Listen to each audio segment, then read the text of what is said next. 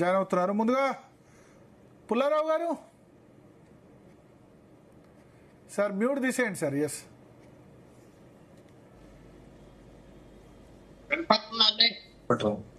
Sir. వినపడుతుంది sir. ఏమంటారు, 12 సంవత్సరాల్లో సక్సెస్ ఎక్కువ ఉందా, ఫెయిల్యూర్స్ ఎక్కువ ఉన్నాయా? ఇప్పుడు నేను చెప్పిన లిస్ట్ తో పాటు ఇంకేమన్నా సక్సెస్ ఫెయిల్యూర్స్ లో యాడ్ చేసేమైనా ఉన్నాయా? చక్కటి విషయం చెప్తా. మీ లర్న్ డిస్కోర్స్ అంతా విన్నాం అందరూ. 10 నిమిషాలు 15 నిమిషాలు చక్కగా ఉన్నది. సార్ ఫ్రెంచ్ రెవల్యూషన్ 1840 సంవత్సరాల క్రితం జరిగింది, దాదాపు 240. మావోసేతు బ్రతుకున్నప్పుడు ఒక ఫేమస్ హిస్టోరియన్ అడిగాడు, మీరు ఏమనుకుంటున్నారు ఫ్రెంచ్ రెవల్యూషన్ సక్సెస్ ఫెయిలియర్ అని అడిగితే బాగున్నాడు, టూ ఎర్లీ టు డిసైడ్, ఇంకా టైం పడుతుంది హిస్టరీలో.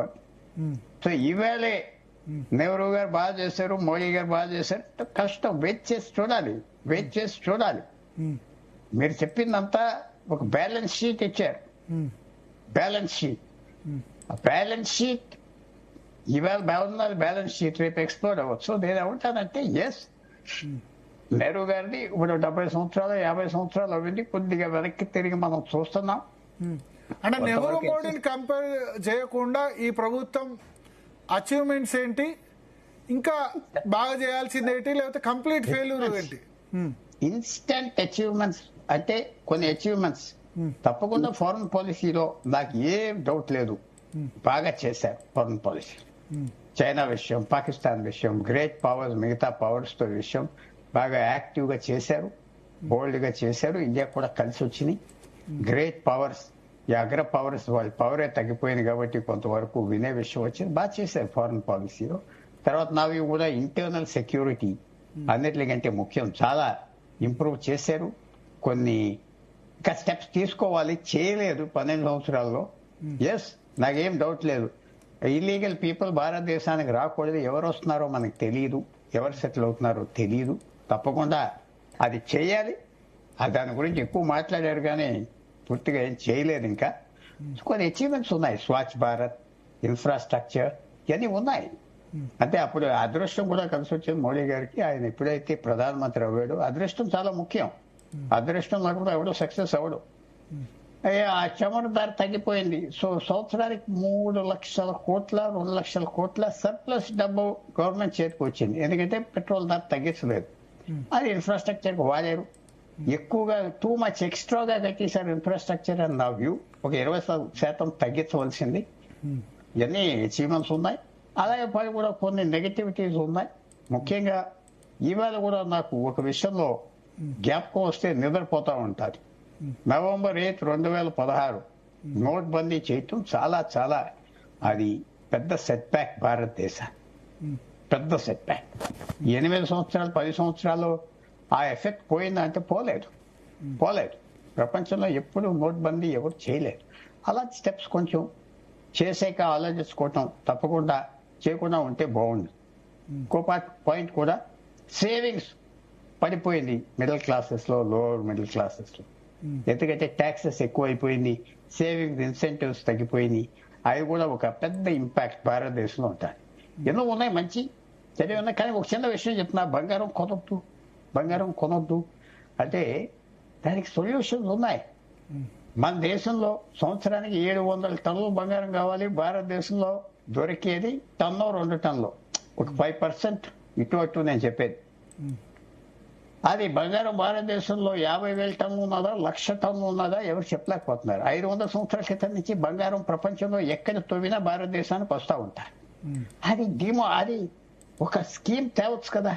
బంగారం డిక్లేర్ చేస్తే మీకు ఎమ్నెస్టీ ఇస్తాం కొంతవరకు, అంటే కొన్ని 1,000 టన్నులు డిక్లేర్ చేస్తారని నాకు నమ్మకం. ఎన్ని రోజులు గోతుల్లో తోకుని పెట్టుకుని దాక్కుంటారు, పెద్ద పెద్ద కిలోలు ఉన్నవాళ్ళు. అదే కొంచెం ఇమాజినేటివ్ గా చేయాలి మోడీ గారు ప్రభుత్వం. స్ట్రాంగ్ టీమ్ ఉండాలి. నాకు కొంచెం ఆర్థిక వ్యవస్థలో నాకు వీక్నెస్ కనపడుతుంది.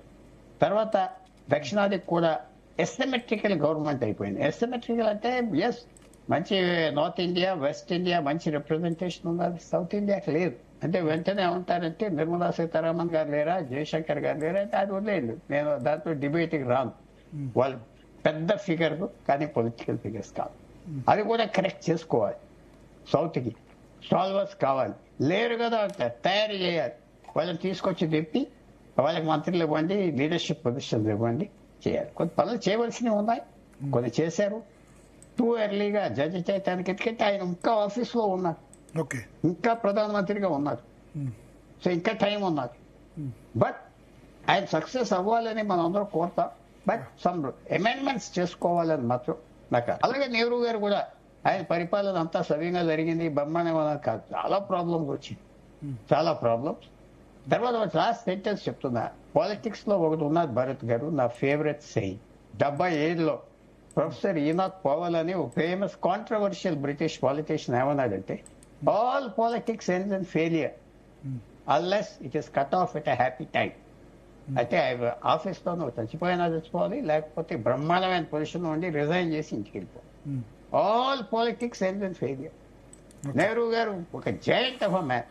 ఓకే, అక్టోబర్ 62లో చైనా అటాక్ చేశాక ఆ రోజు నుంచి ఆయన మీద అటాక్స్ రావటం, కాంగ్రెస్ పార్టీలో పార్లమెంట్ లో అటాక్స్ చేయటం, దేశంలో ఆయన మీద కాన్ఫిడెన్స్ పోవటం, చాలా చాలా painful episode. Okay. All politics end and failure. చూద్దాం, మోడీ గారిది ఇంకా టైం ఉన్నది. Let us see what happens. Yeah, Sarath గారు, శరత్ గారు వినిపిస్తుందా? సార్ వినిపిస్తుంది సార్. సో ఏమంటారు మీ దృష్టిలో